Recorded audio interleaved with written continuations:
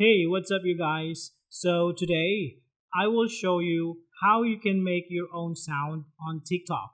So, let's start. So, first, let's record a sound. Now, we can do this by recording our screen. So, I have here an example. I used the built in screen recorder on my phone.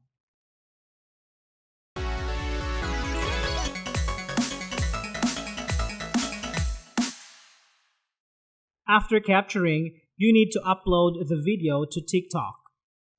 Tap on the plus icon and select the video from your gallery.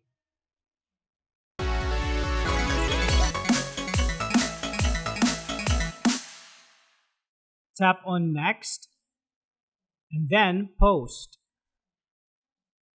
When the video is done posting, go ahead and close TikTok and then open it again.